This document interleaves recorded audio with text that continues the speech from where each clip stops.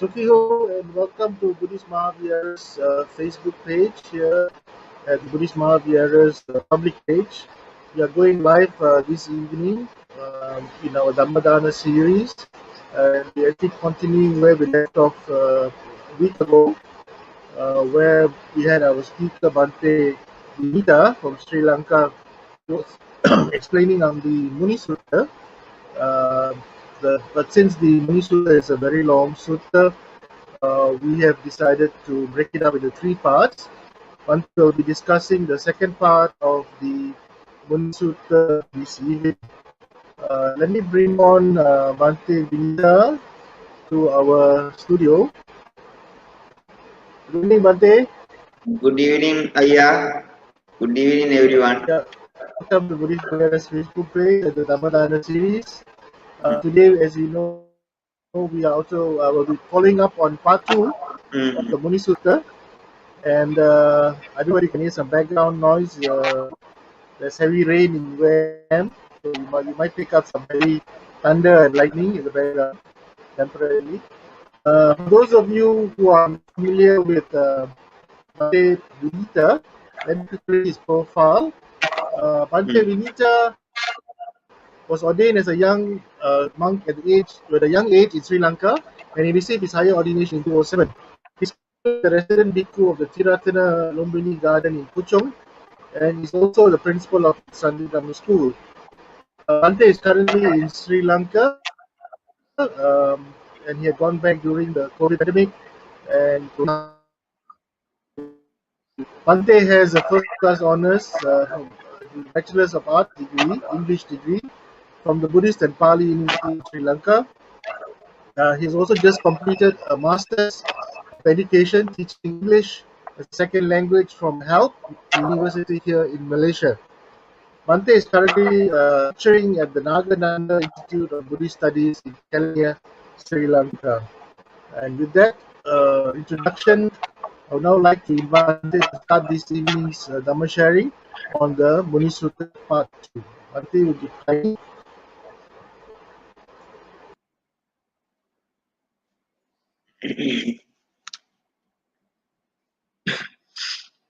Good evening, everyone, brothers and sisters in Dhamma. I'm so happy to meet you again in this sense in order to discuss the facts in Muni Sutta. First of all, we may pay our great respect to the Triple Gem by reciting Namo Tassa Bhagavato Arahato Samma Sambuddhassa. Namo Tassa Bhagavato Arahato Samma Sambuddhassa. Namo Tassa Bhagavato Arahato Samma Sambuddhassa. Namo Tassa Bhagavato Arahato Samma Sambuddhassa. Brothers and sisters in Dhamma, it's a great pleasure to learn the Buddha's discourses at all the time. It's a great pleasure to teach his teachings to the others, and also it's a great pleasure to educate the people in his teachings in order to see a good human being in this world, in order to see moral human beings in this world. Therefore, at all the time, as a monk, I am so happy to share my Dhamma knowledge, what I learned what I teach in the forms of teaching and educating. Muni Sutta is an example for all of us because of the characteristics it brings to the society in order to educate you about the life of a monk. As I mentioned last day, the term Muni is a term in Pali. The same word is used in Sanskrit as well for ascetics, mendicants, monks, or else those who left the household life and lead a life of a religious leader who practices the religious teachings without getting married. Muni Sutta consists of 15 verses. We discussed about the 5 stanzas last week with the introduction to the discourse and also with the meaning of the term Muni. I think our brothers and sisters can clearly remember now who Muni is, how Buddha defined a person called Muni. In the Buddha's discourses, we can see 3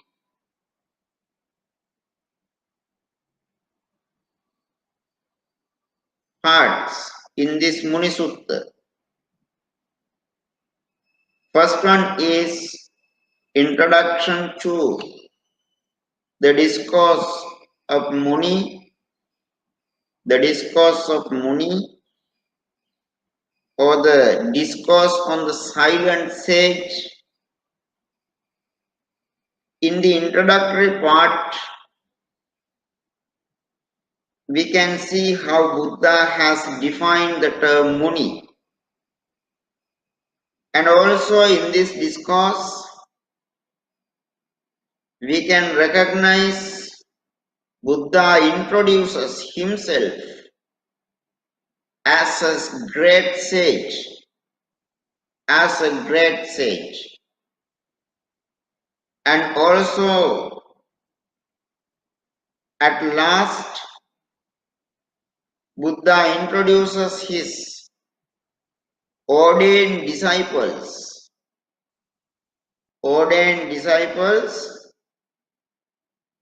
as a sage or Muni. We may discuss and separate the characteristics into these 3 types of the groups when we come to the last part or the third part of this discourse next time, after explaining the whole discourse. Today in the second part, I expect to teach you the meanings of the other or the next 5 stanzas, how Buddha revealed the characteristics of a sage or a Muni, the characteristics of the sage, the practices of the sage, what a Muni or sage should do, how they think, how they perform, how they avoid the troubles and social issues, personal or individual issues, which raise from the external backgrounds, we can see.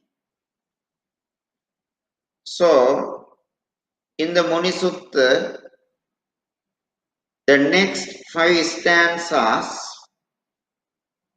from 6 to 10, I may discuss today in details to enlighten our brothers and sisters in Dhamma,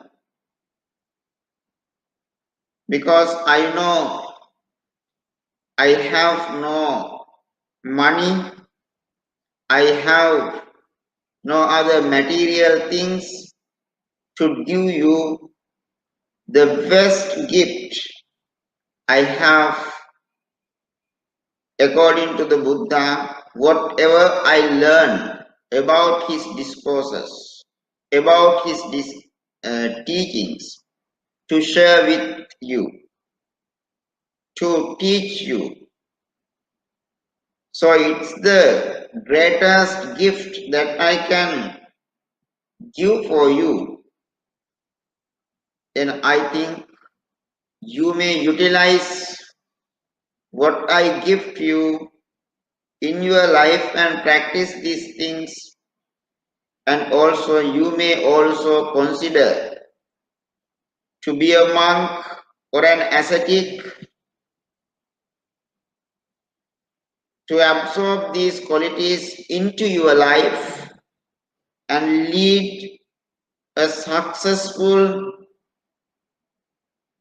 happy and peaceful life in this world in order to overcome all the defilements, all the difficulties, all the problems you have as a human being. So let me directly move to the discussion.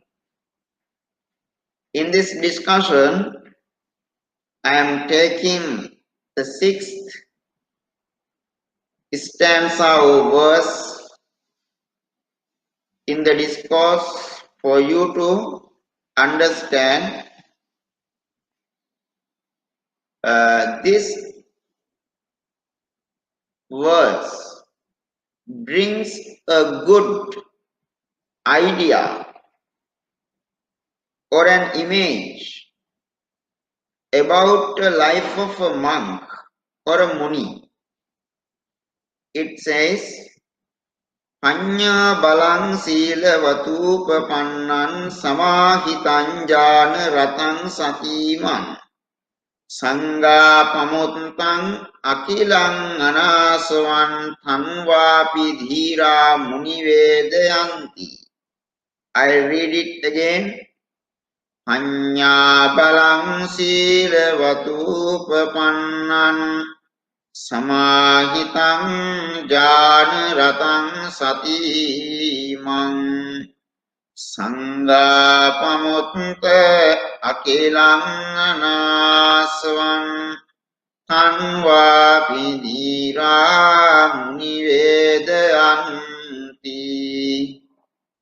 This is the 6th stanza in this discourse that we are going to learn today.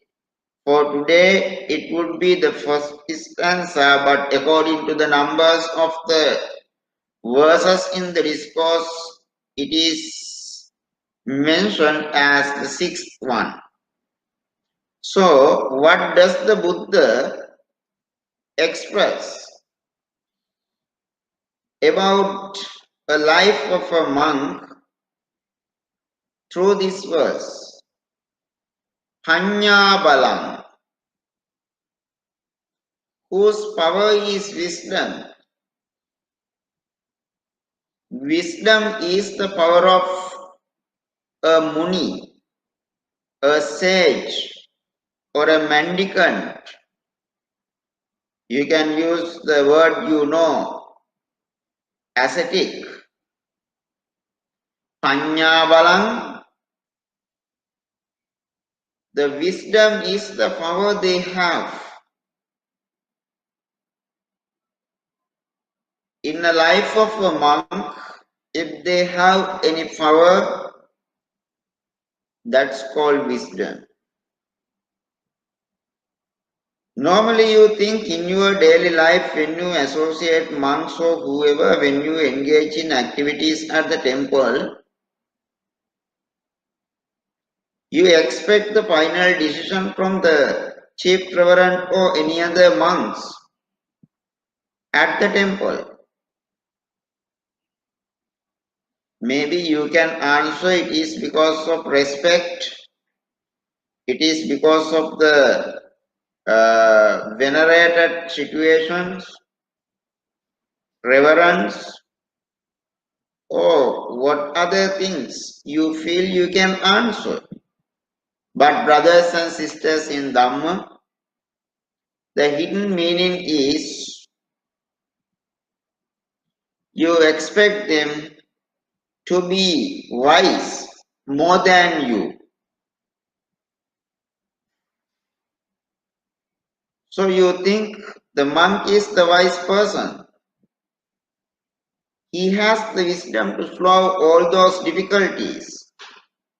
Maybe you feel in your life this is the correct path to solve this problem. You understand the correct way, the right way, the noble way, but sometimes you present it to a monk and question, Bhante, whether this is correct. That's true. That is to get approval for him. Sometimes if you don't see beyond your decision, beyond your position where you stand regarding something, then the monks reveal this should not know or this should not happen in this way, but this can be performed in this sense, then you accept when they provide evidences. This concept, this behavior, this interaction between the monk and also lay people can be seen in this society because from the time of the Buddha, from the ancient time, in this society, early monks who lived in this world, early Munis, early ascetics, late ascetics, have established their reputation with evidences. Their power is wisdom. Their power is wisdom. In leading the worldly life, in leading the spiritual attainment, their power is wisdom. Their power is wisdom. Because of their power, sometimes they are silent. Whenever they need to be silent, they are expressing their direct ideas intelligently. When they need or when they understand this is the suitable time for the expressions of the ideas, in this sense, in their daily life, they utilize their wisdom to lead the life. Therefore, the power of the monks is wisdom. Not only that, in leading their spiritual attainment, the monks' perception, their purpose is to attain Nibbana very soon. They think I should be sooner. I should attain Nibbana sooner than others. Therefore, they are in a hurry to practice all the activities, all the spiritual requirements, such as the perfections of almsgiving and observance of the precepts, and also leading a life of a monk, also part of practices of the things that we need to attain this Nibbana. So, maybe because of wisdom, they have decided to become a monk to shorten their samsaric journey. To shorten their samsaric journey. In this sense, what they practice as spiritual practices also, they utilize their brain and they use their wisdom to shorten this samsaric life. Because of that, their power is wisdom. Their power is wisdom. And also, Panya Balam Sila. Then the term Sila. Panya Balam Sila Vattupa Pannan. They are endowed with moral virtue and habits. Not only with wisdom, they are full of moral virtue and habits. They lead a moral life, virtuous life with a host of good habits. So that's why you take monks as an example in this world. The image in your life, in your mind about the monks is created that monks are always morally behaved, they have a moral conduct, they are virtuous, they are they deserve the reverences from the other people or the followers because of their moral conduct.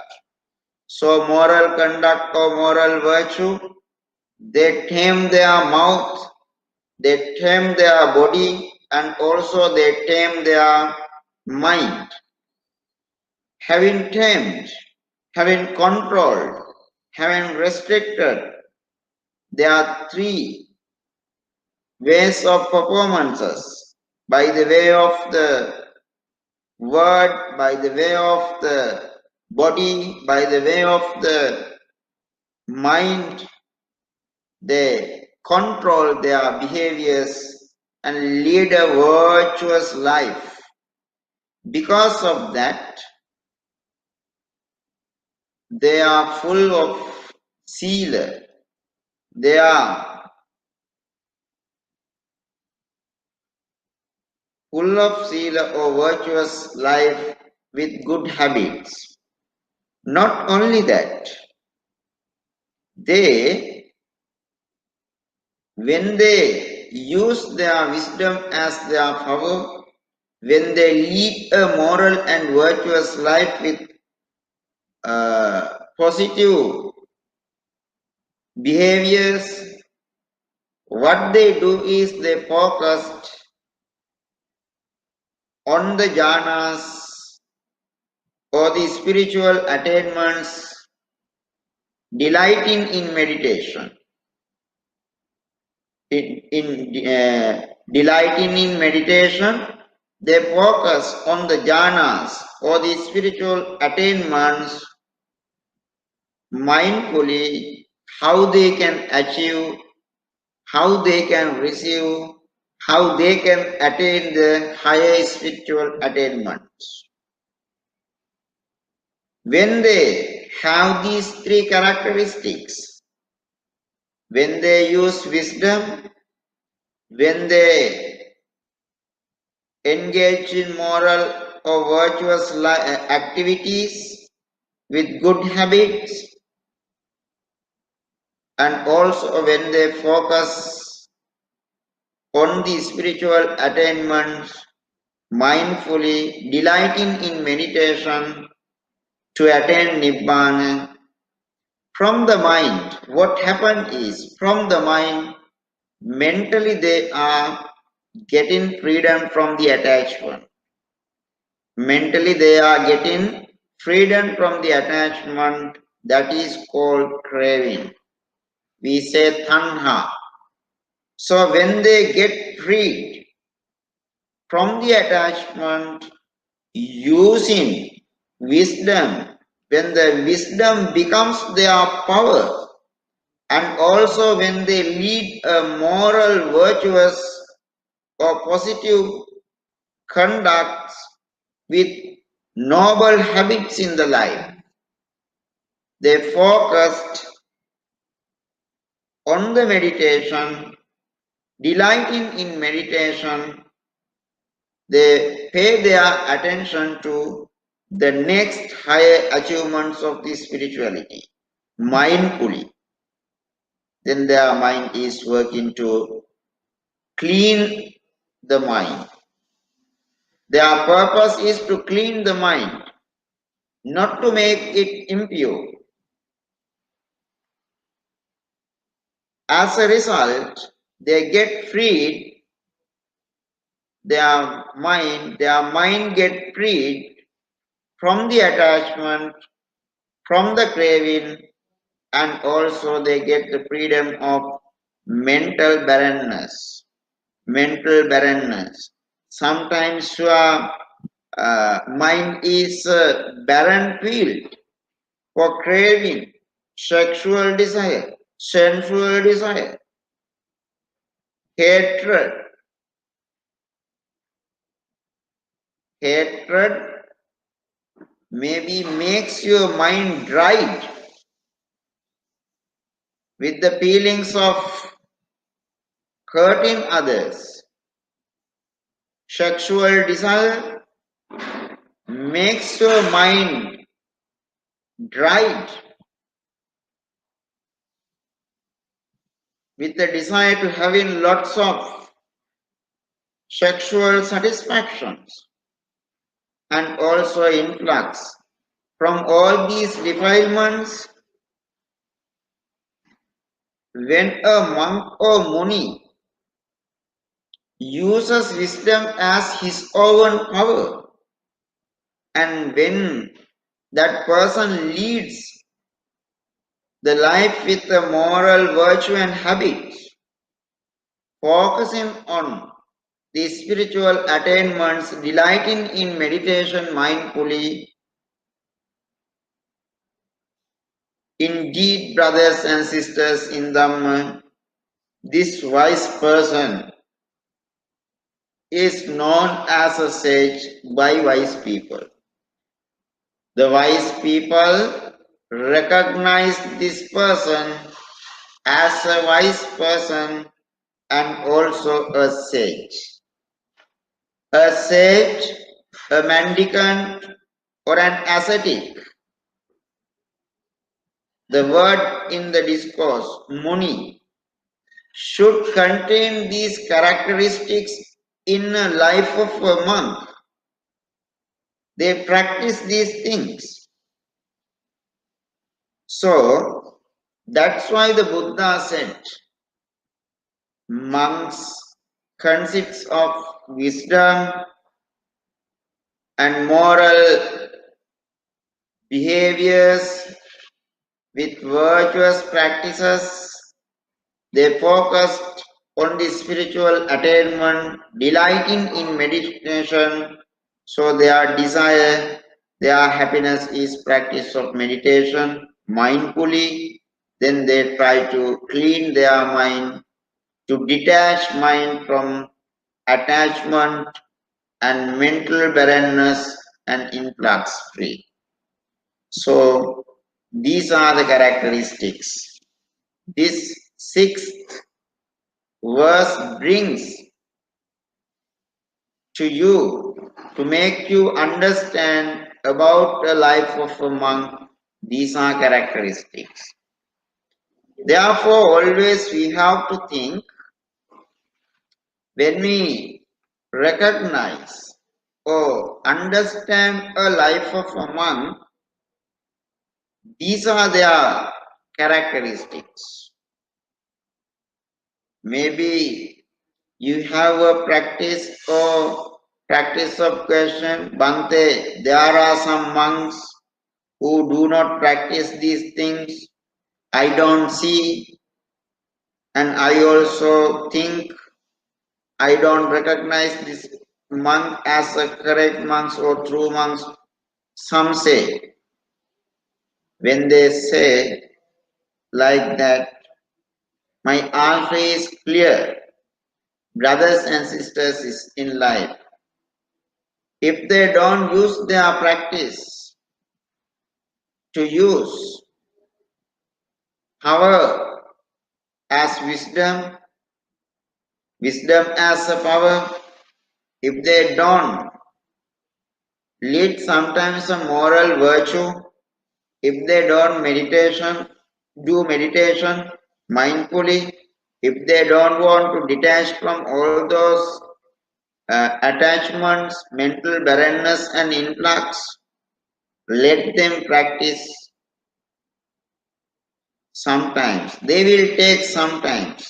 Let them improve their intelligence, because at once you cannot see all the qualities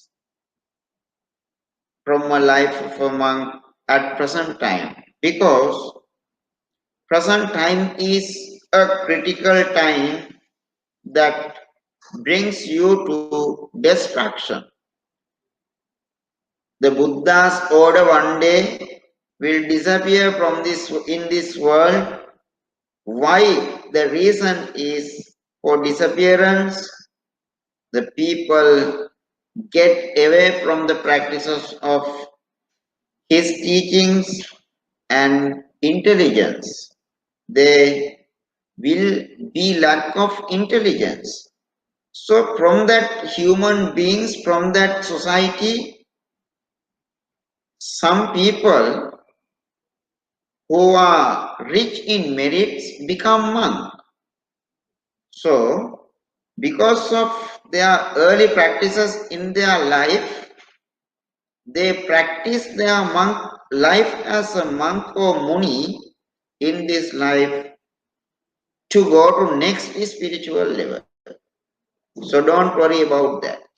So next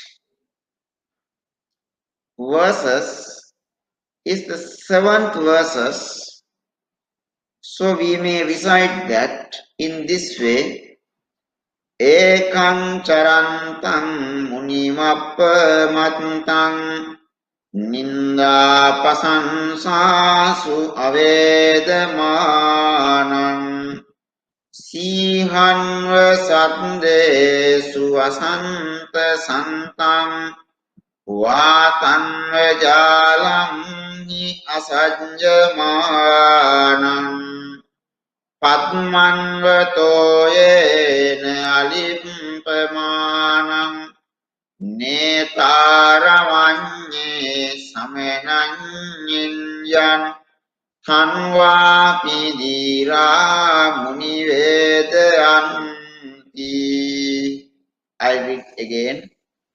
Ekan charantam munimappamattam Ninda pasansasu avedamanam Sihanva saddesu asante santam Vatangva jalamni asajjamanam Padmanvetoyene alipamanam Netaramanye samenanyaneyam tanvapi dira munivedayanti.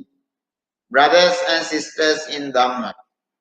So this verse brings the factors to you to reveal the personality of the sage.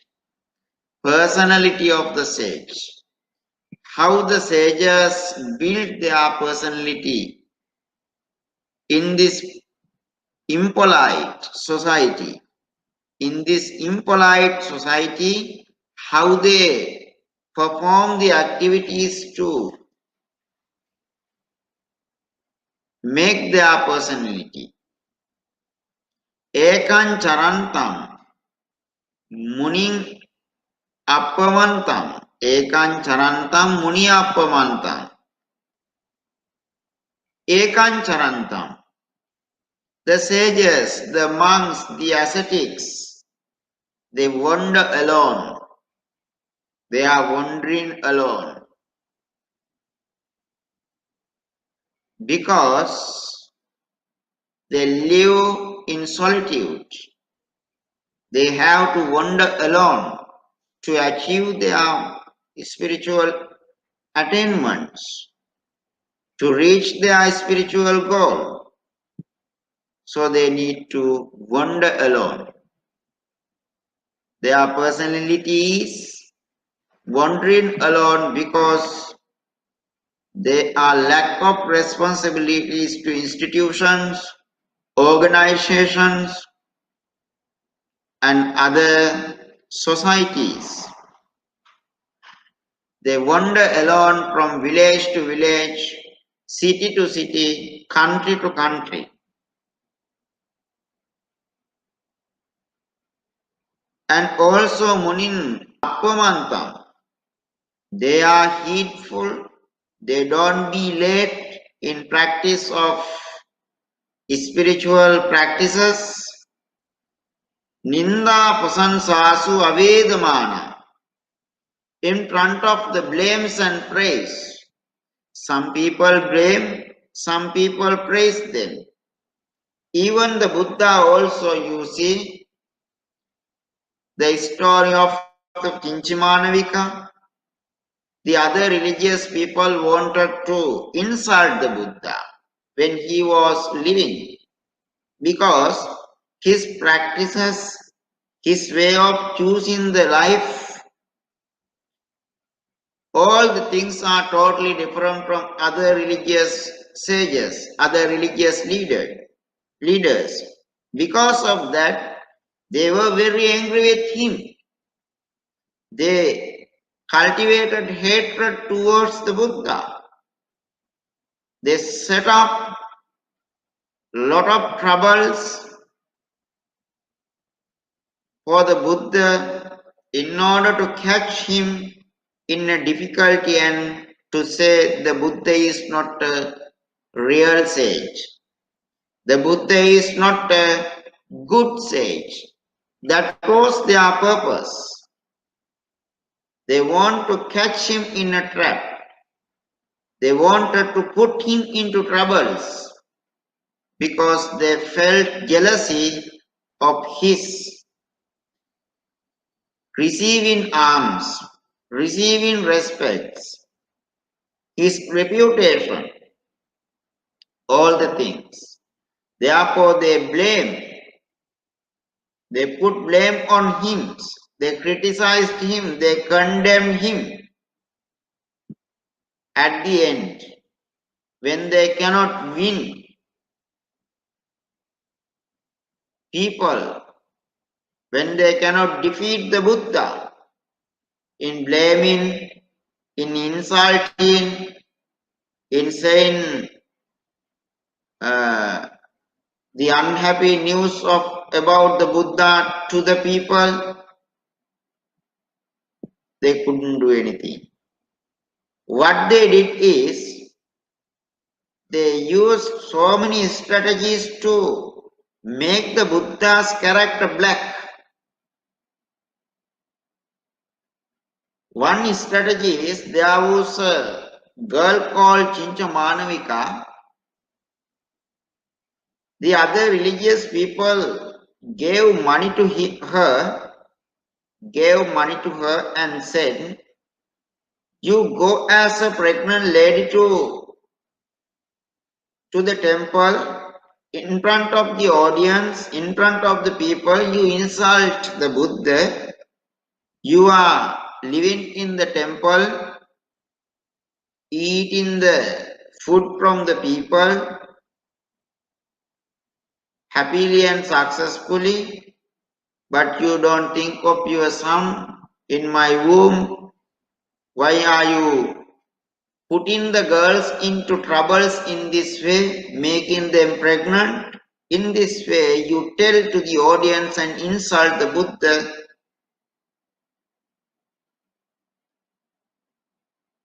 and put him into troubles." What happened is this lady also got the money from the other religious people and came to the Buddha in the way they said, and in front of the Buddha she insulted. When she began to insult it, what happened is, brothers and sisters in the king of the gods, the Sakka, saw this situation. This lady, depending on money, is going to blame the Buddha having taken the money from the other religious teachers. So this is not fair. So this is an insult for a true sage. He changed his life into a mouse and came to this lady and ate the thighs of the fake pregnancy. Then in front of the crowd, what she uses as materials to show that she is a pregnant lady fallen down to the ground. Not only that, after that, she was defeated by the divine being. Then the other religious teachers got upset and they wanted to be free from this problem, to say that they did not insult the Buddha. She did. And the same strategy they developed into another strategy. They decided to give some money to another person and kill this lady, Chinchamanamika, and put under the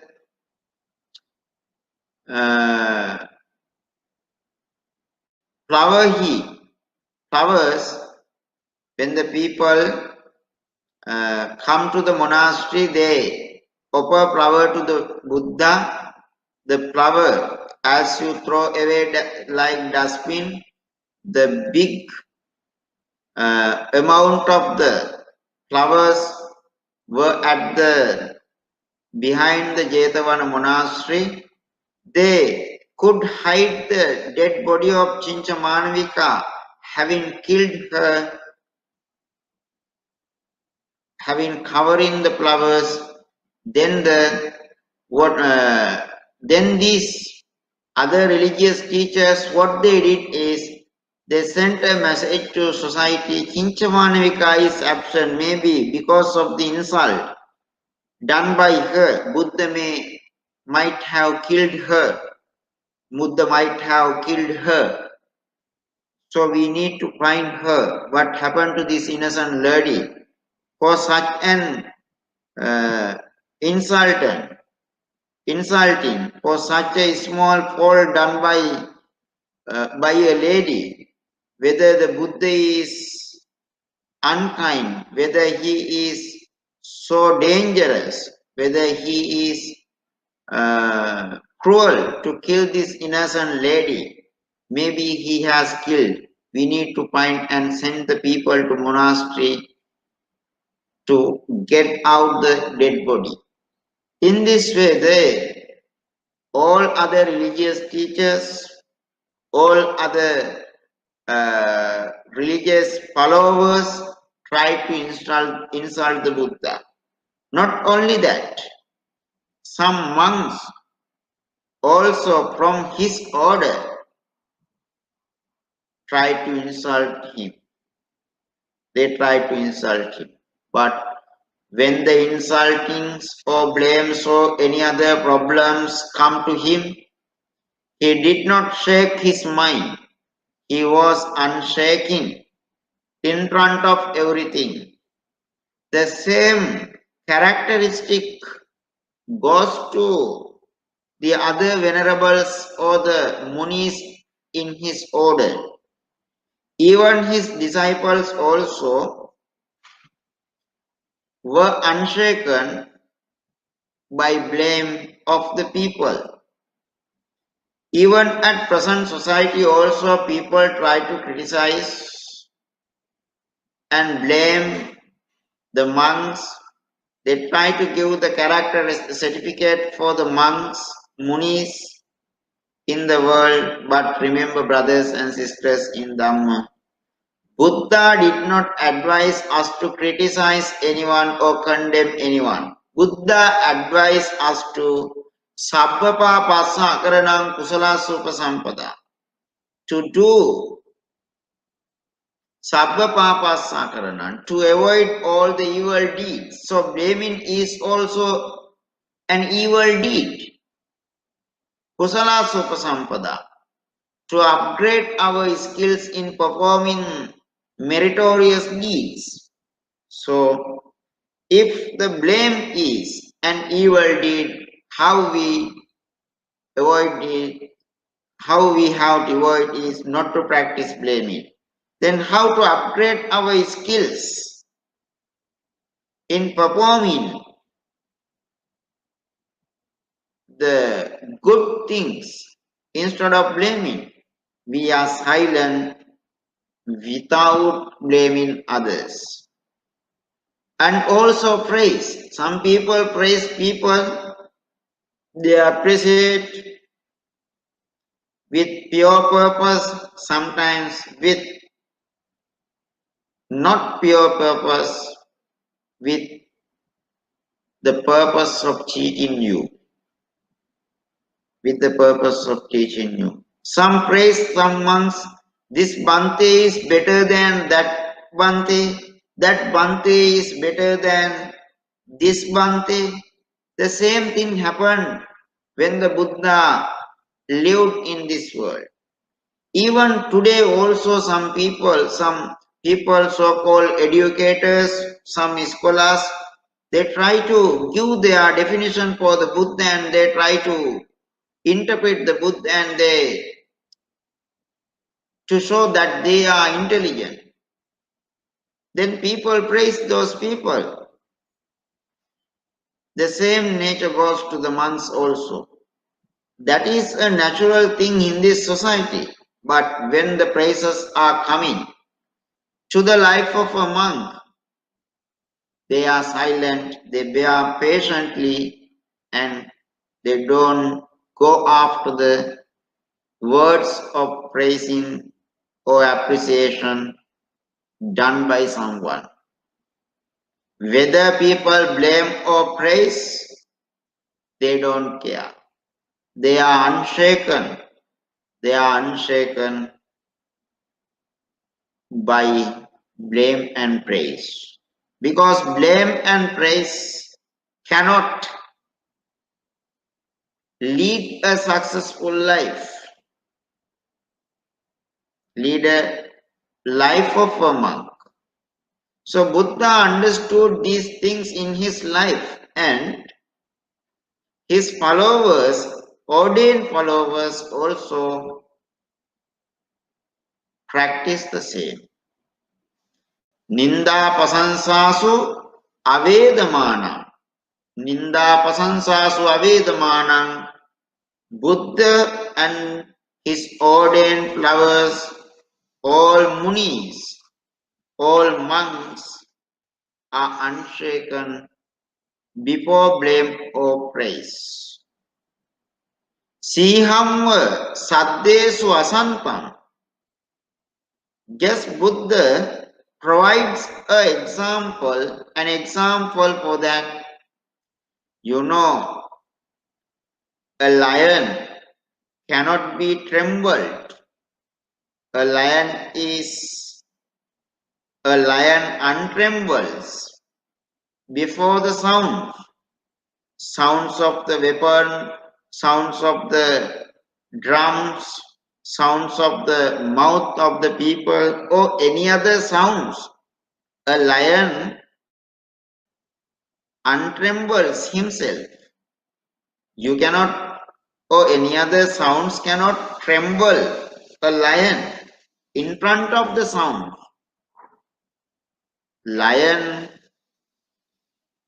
A lion's nature is untrembling. In the same way, whether the sounds come from blaming or praising, monks are unshaken.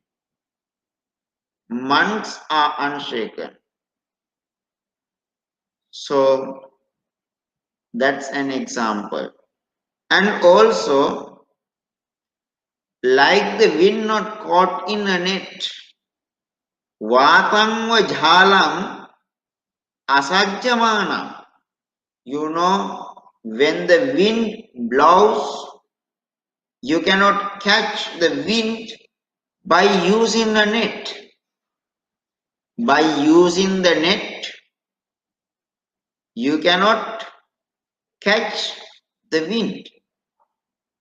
In the same manner, when the people, whether they blame or praise, they cannot stop the practices of the monks for the attainment of Nibbana. You know, when Buddha was meditating under the great Bodhi tree to attain the Nibbana, the fully enlightenment, the Mara, the evil doer, created a very strong wind to blow, causing dust to come to the Buddha and causing trees to fall down with lots of sounds, but he was never afraid of that strong wind by the Mara. In the same manner, monk's life, the practices cannot be prevented in using net or any other strategy. When they practice something for the spiritual attainments. So remember, the wind cannot be caught in a net. In the same manner, when the people appreciate or blame the monks, they cannot stop their journey. They are unshaken. They are wandering alone. They are heedful in practice of the virtuous things. And also their personality is very great because Padumanva Toyena Alippamanta. Padumanva Toyena Alippamanta. Paduma means a term for flower, brothers and sisters in Dhamma. A lotus flower in the pot or in the lake, in a tank, it stands unsoiled by the waters. A lotus flower stands unsoiled by the waters. Even though this society is full of defilements, just like the lotus flower, Buddha and other ordained monks or sages, They don't have an attachment with the water, with the people, just like the lotus flower in the water, as water cannot make the lotus flower impure. The society or the individuals in this worldly life, in world societies who are full of the craving, they cannot make the monks impure. They cannot make the monks unsoiled.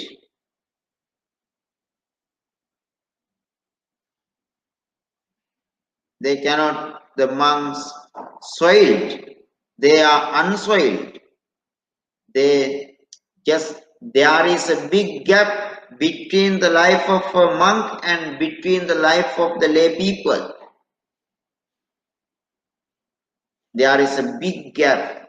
So the society or the other individuals, they cannot make the lives of the monks impure. Using the craving, using the hatred. So that's why their life is just like a lotus unsoiled by the water. Not only that, netaram anyesu anya neyam. So monk or a muni is a leader for others. They have the skills of leading to others. So they are known as a leader of others, not to be led by others. They cannot lead others. They cannot, or the society cannot lead others, lead the monks. They cannot be led by others. They are the leader for others. They are the leaders for others. So they cannot led by others. The lay people cannot lead. The lay people cannot lead the monks. Monks or the sages are the leader for lay people and the others. Because of these characteristics of personality, a monk, thangvapi dhira, thang, that, dhira, that intelligent, muni, sage, Vedyanti, known as a sage, wise sage. In this way, now I think you can understand the personality or the characteristics of personality of a monk.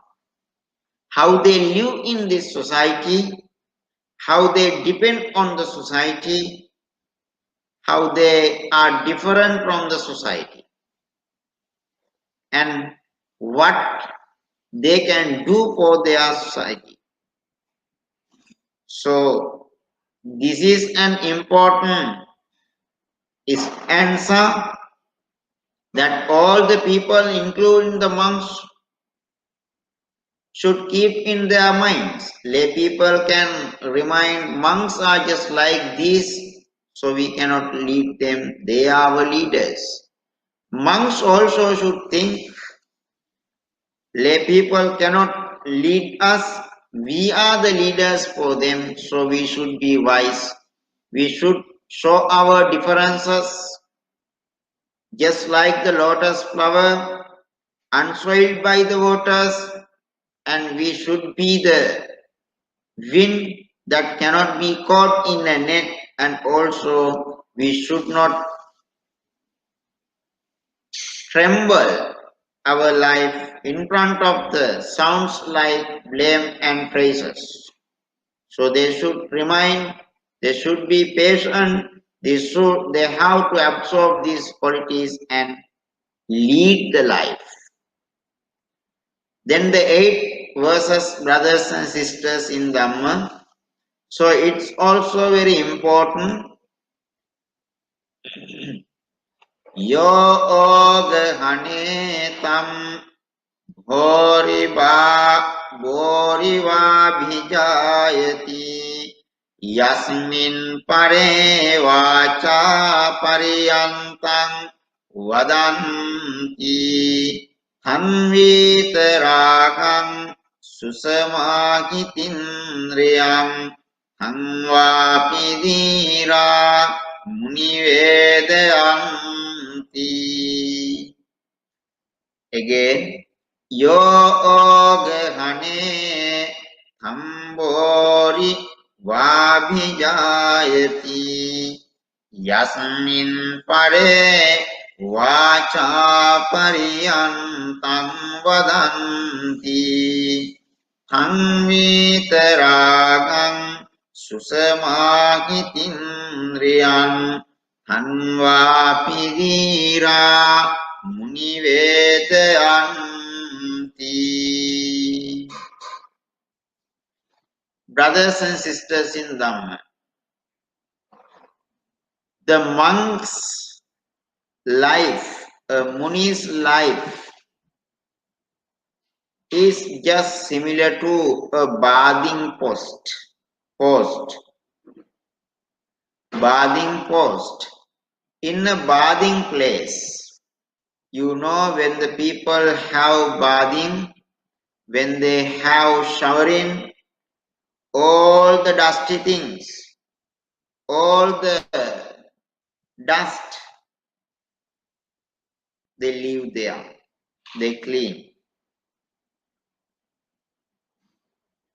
They clean. They leave to the place. The place would be very impure. The bathing place, bathing post would be very impure, full of dust, full of impure things from the bodies of the human beings. So it's unclean, not clean. All the things, all the dust, they clean and leave there. Then what happened to the bathing place?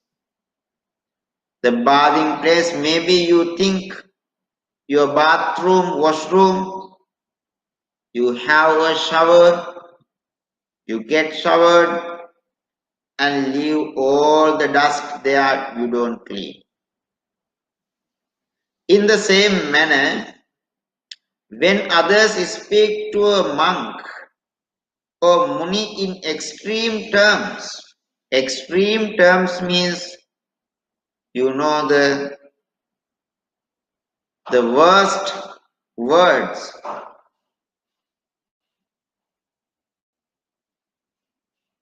and also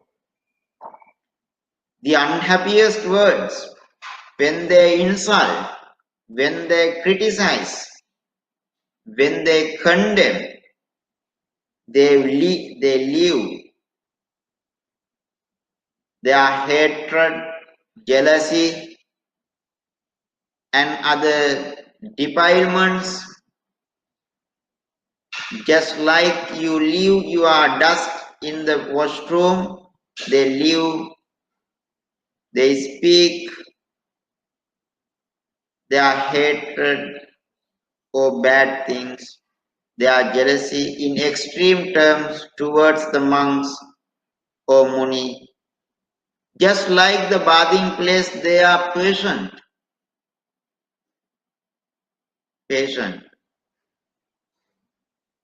But you remember, bathing place is always clean. This bathing place the Buddha has taken, that is just bathing place in a river. When you leave there, your dust, what happened is maybe shampoo, your dust of clothes and all the things. You clean and you leave there. But the water comes and clean the place. In the same manner, just like a bathing place, monks' mind are very patient. They bear the patience. They are patient and also just water throw away all the dust from the place. They leave. They drop all the dust. They don't absorb. They don't absorb. Maybe your servant or yourself clean the washroom and throw away the dust. You don't let the ground of the washroom to absorb the dust. You need to see it clean at all the time. In the same manner, they clean all the dust when even though people talk in extreme terms, they drop, they quit, they don't care, they don't keep in the memory. They are free from that. So, because of the lust or craving or hatred or anything, ignorance, when people do in that way, but the monks don't cultivate the same thing, they detach from that, they get freedom. So monks' faculties are well focused. They focus on their faculties not to absorb those things. Because of that, brothers and sisters in Dhamma, monks are called the sage. That wise person is called a sage. Next, the ninth stanza is also very important. We can recite it in this way. Yo veti tanto tasaran vaunyo jigochati kamhehi papakehi vimansamano visamang samanya tanvapi dhira munivedayanti. Yove again. Yove titanto tasarang vaunyo jigochati kammehi papakehi vimansamano visamang samancha tangvapi dhira munivedayanti.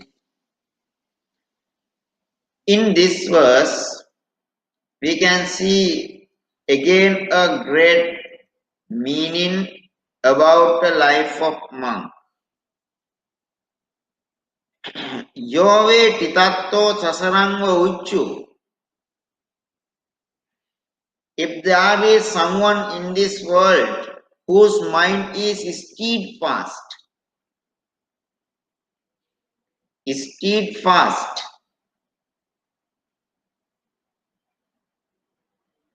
they are the monks.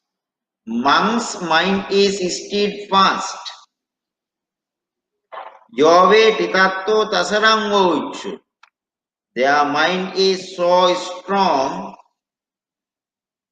their mind is well established, only steadfast.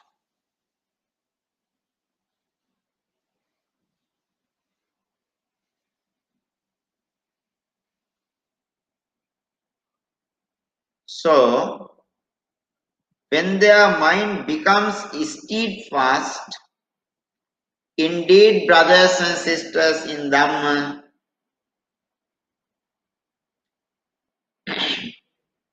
they go straight as a shuttle. They go straight as a shuttle. A shuttle does not return. it goes straight forward. In the same manner, when the monk's mind is steadfast, indeed they go straight as a shuttle. Because of that, jigochati kammehi papakehi, they feel disgust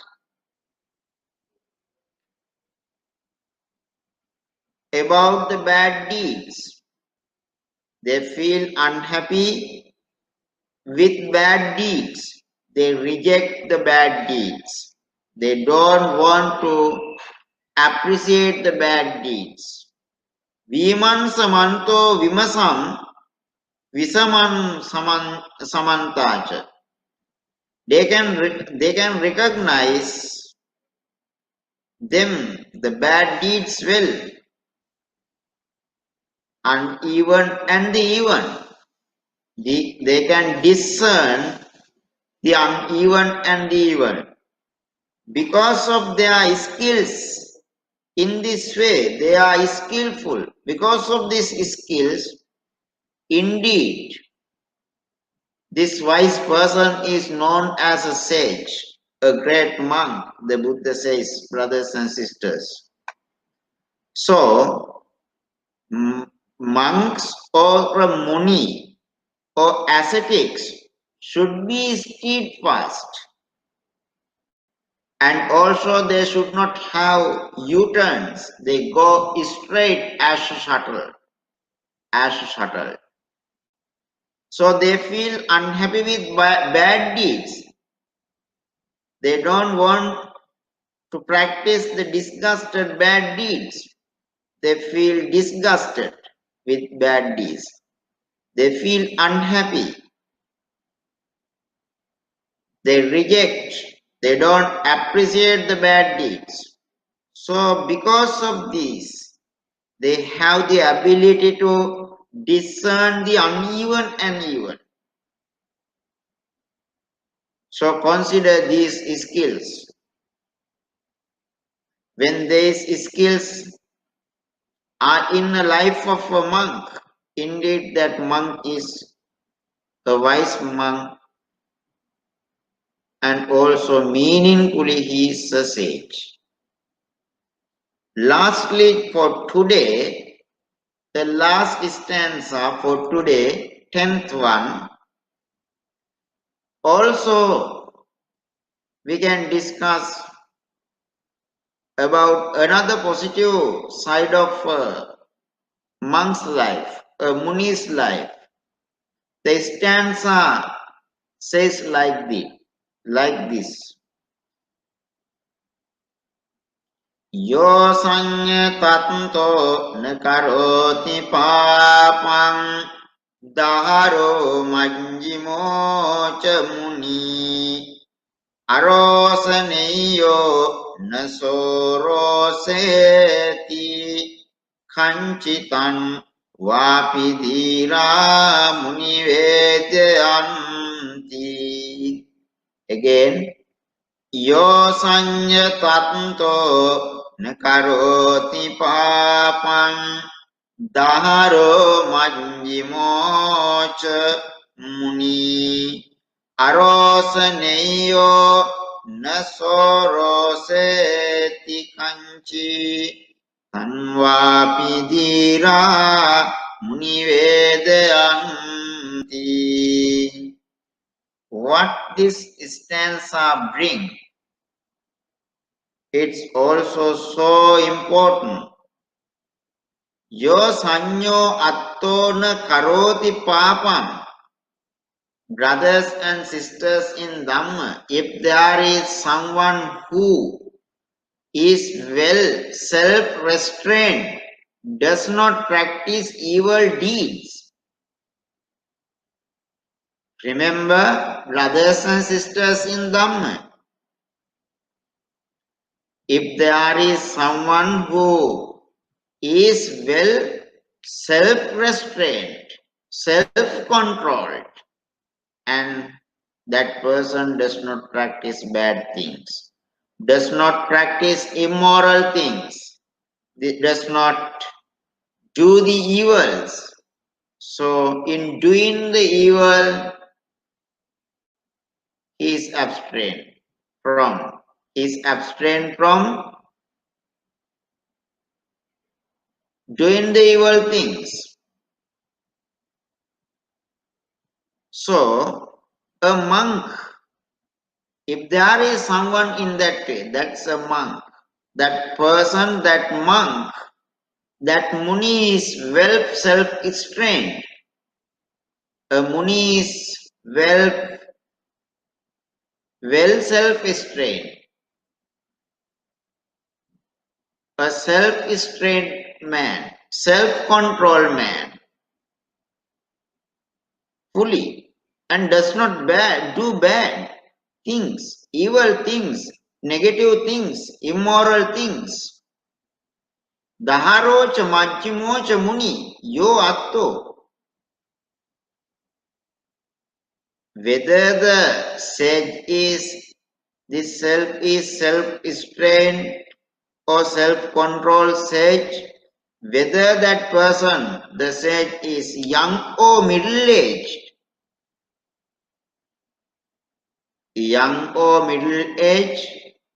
man, whether this sage, this Muni, this ascetic, a self-restrained man,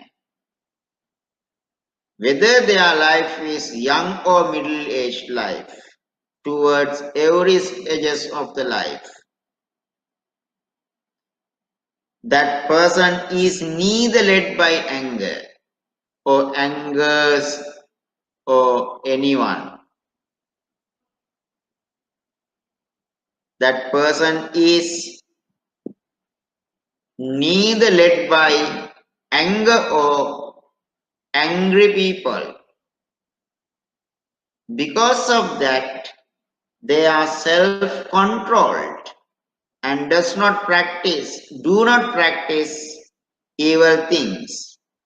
A sage is a self-controlled man, well and truly. Because of that, does not practice immoral things, either bad things or negative things. This sage, who is self-controlled, self-restrained towards the stages of young and middle age in their life, even though they are young or middle-aged monks, they are neither led by anger, hatred, nor angry people. So you see, they do not follow angry people's instructions, and also they do not cultivate the anger. Even though the monk is young or middle-aged man, so in this way they are self-controlled. Because of this spiritual quality, brothers and sisters in Dhamma, indeed, this wise person is known as a sage or Muni or monk. Sage, a monk or ascetic, an ascetic or a monk. Now, you can examine what are the qualities, what are the characteristics, what characteristic make the life of the monk self-control. What characteristics bring the enlightenment into a life of a monk? So when they are full of these qualities, brothers and sisters in Dhamma, they are truly a sage. They are truly sages. They are truly monks. They are truly ascetics. So they don't cultivate anger or they are not led by angry people. They don't follow angry people's instructions, and also they don't cultivate anger. Therefore, remember, they always cultivate loving kindness, and they consider the thoughts or ideas or instructions of the loving people, of the people who are full of loving kindness. Therefore, when someone says angrily,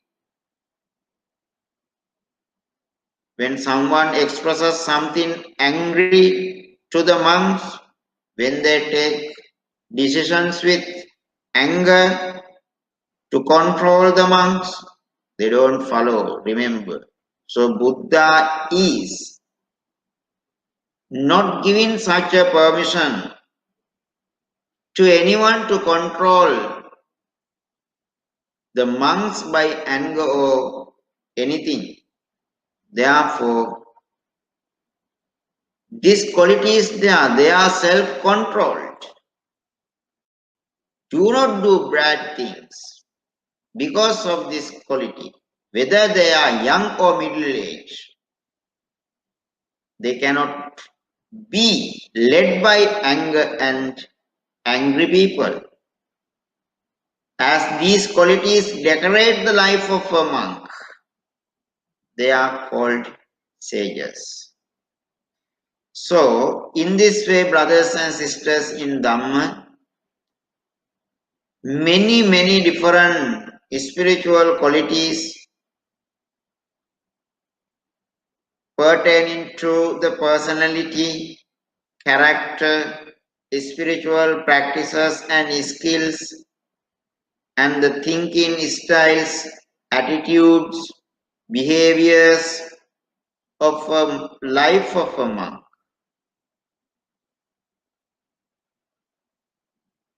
We can understand from this sutta.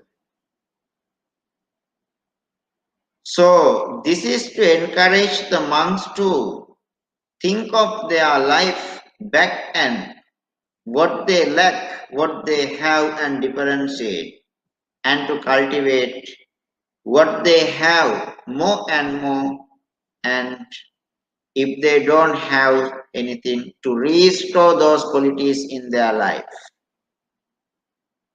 That is the purpose of revealing these factors by the Buddha. And also, brothers and sisters in Dhamma, remember, when it comes to your side as lay people, this is to motivate you to be a monk or nun, a sage. And also these qualities are called golden qualities. You like golden, especially men and women are very happy to get jewelry and new trends of the dress code and new styles, maybe hairstyles. They think they are attractive, new trend, demand, and also a great decoration for their life. But those things are not appreciated by the Buddha. What the Buddha appreciated, you can see there. Therefore, having avoided you in going away from the track, you are motivated to practice this life of a monk and to be full of these golden qualities. These are the golden qualities, not the jewelries. Therefore, you may consider to lead at least a certain period in your life as a monk. Then you will enjoy these qualities. Then you will enjoy what a great freedom you can achieve. Therefore, please consider these things. Not to examine the monk's life using these things as criteria, but to practice these criteria in your life. for both monks and nuns as well as lay people. Those are the purpose of the Buddha. Because I want to tell these things. When we explain these things, brothers and sisters in Dhamma, some people try to use these criteria to examine the monks and criticize the monks. These are not to criticize and condemn the monks using whether they have these qualities, but to rethink and think more and motivate you to, if you are a monk, if you are a nun, if both you are lack of these qualities, you can rethink, you can look at difference, whether you have or not. Then if you have, you can cultivate more and more. If you don't have, you can originate these qualities in your life and cultivate more and more. If you have, restore those things and protect. If you are a layman or woman, these are to motivate you to be a monk or nun or sage and lead a successfully full, happy and peaceful life with these golden qualities. People should be full of the qualities. People should not wear the golden jewelries, but they should be full of the golden qualities. We say the golden qualities, but even though we use the term golden, they are more, these qualities are more important than golden. So golden ideas, golden practices, we call positive practices, moral practices, they are the most important, but not the materials which are made by gold. Therefore, consider these things and try to avoid the difficulties, unhappiness, unhappiness, and also unsuccessfulness in your life, and try to receive this happiness, this peace, this success in your life. You can practice these things. You can achieve this happiness only through the practice of a life of a monk. You know, even though we have lay arahants, after the attainment of the arahanthood, they can live only for 7 days as a lay arahant. If they don't become a monk or nun, they cannot live more than 7 days. Those who attain the Nibbana in the Buddha's order, when we count all the 99% arahants are monks. Whether they are monks or nuns, they are ordained people.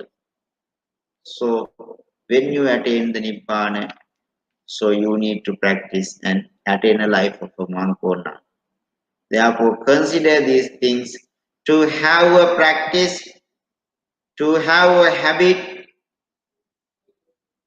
You may consider these things and try to be a sage, try to be a monk or nun in your life to earn the true happiness, true success, true peace. Thank you very much, brothers and sisters in life.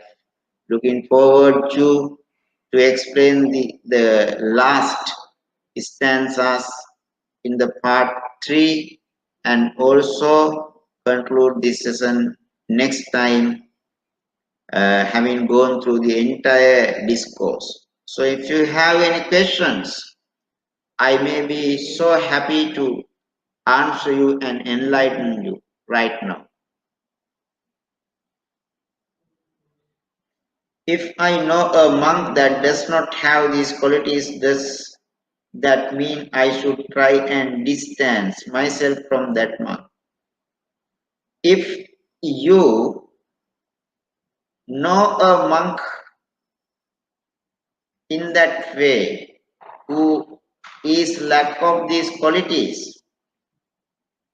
If you are naturally, because of being a worldly person, if you are a prutakjana person, if you get angry normally, so better to avoid that person in associating. Because you should have until you get a self-control, better you avoid the person in meeting.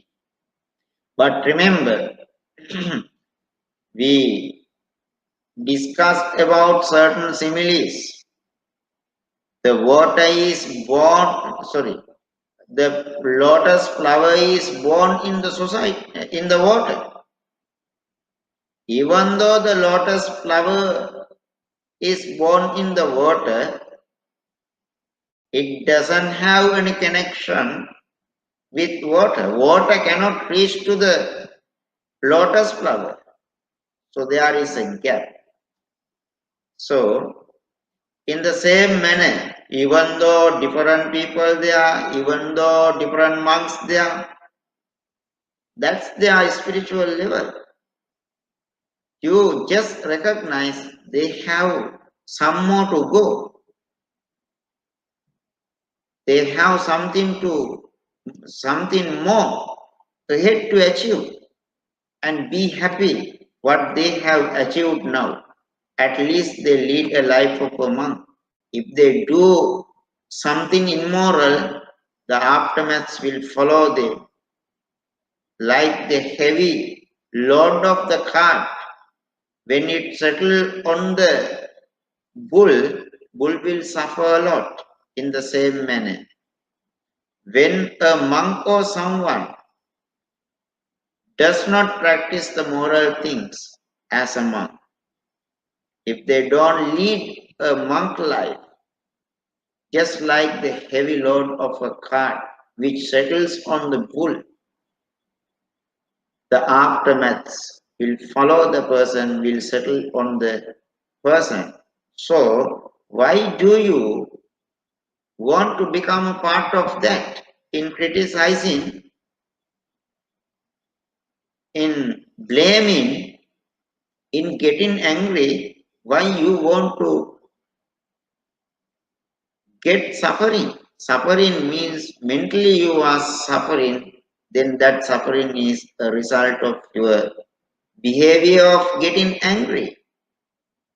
Then, as a result of that bad practice, suffering settles on you. So you try to be a lotus flower, and also you try to be a lion that does not tremble in front of the sound. Characters are different. The Buddha was there. Buddha was there. Within his order, there were some disciples who misbehaved.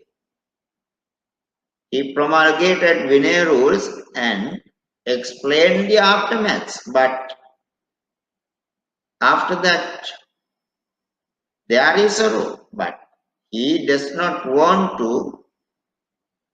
that people to train. How to say, he did not want to put all those people into troubles. They can follow. If they don't follow, they will suffer a lot. Just he instructed, showed the bad side and the bad results. If they don't do those things, he showed the positive results. The following or practices is up to you. Buddha or his instructions. So when you look at someone, so-called a monk, if they don't practice the moral things, just think in the way of Dhamma, in the way of the Buddha's way. If they don't follow, why you are getting angry? they will suffer. You are not suffering because of someone's fault. So you try to be a lotus flower. You try to be a lion who does not trample in front of the sounds. So you cannot change sometimes the people just like the wind that cannot be caught by a net. Why are you making so many efforts? So why are you suffering a lot because of someone's behavior? So you try to take that person as an example and to be better than that person in his spiritual quality, and but don't say that person is like this, and don't try to appreciate once myself or yourself. I am better than that, but by practice you enjoy that.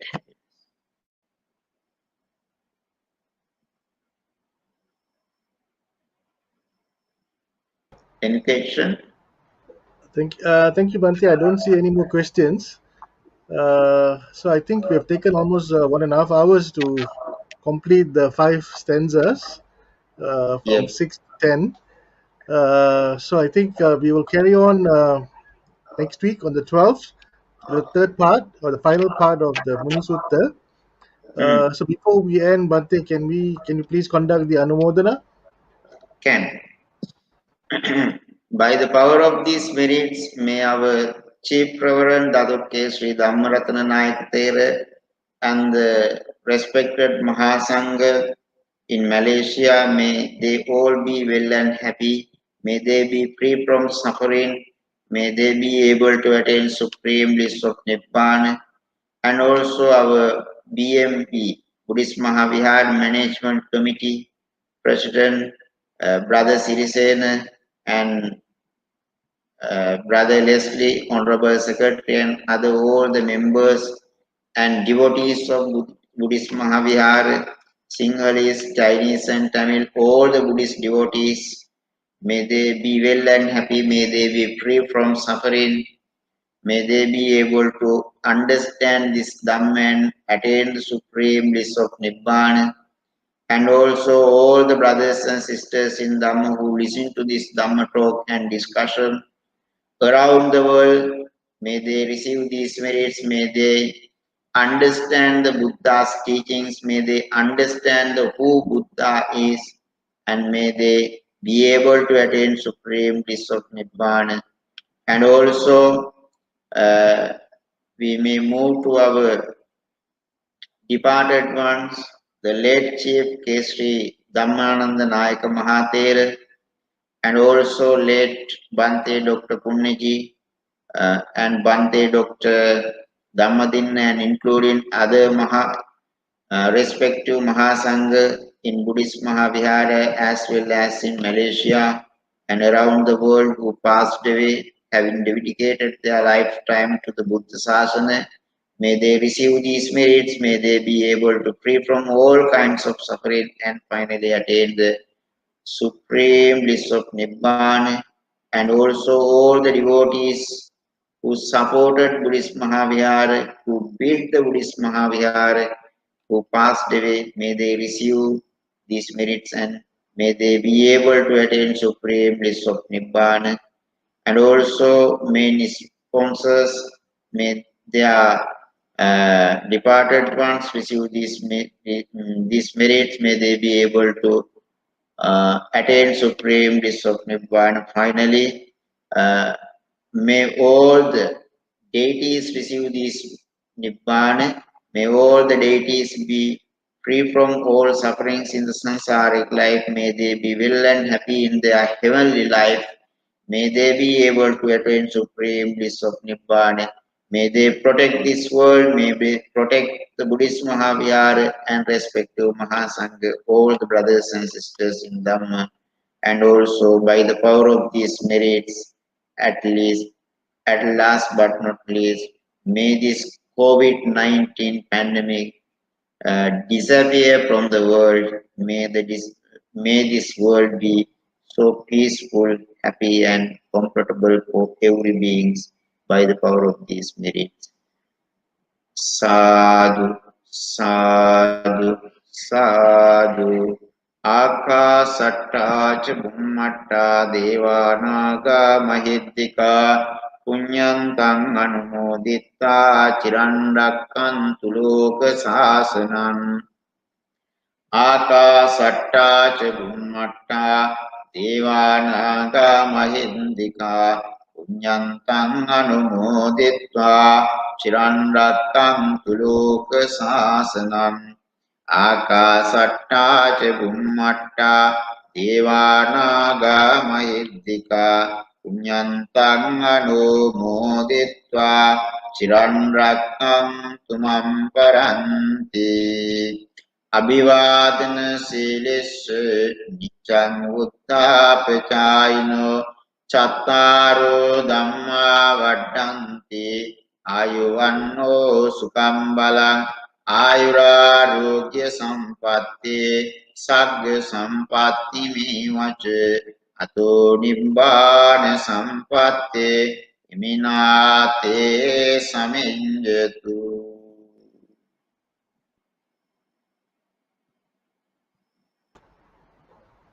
Thank you, Bhante. Thank you for spending 2.5 hours with us. Thank you for the Anumodana. So before we end this evening's Dhamma sharing, I'd like to inform our viewers for this Sunday, the Buddhist Mahavira, in conjunction with World International Day, would like to dedicate this Sunday to our ladies and to our women, Buddhist women especially. And Bhante Vineetha has managed to find a very learned speaker. Her name is Dr. Iromi Aryaratna. She is a senior lecturer in one of the universities in Sri Lanka.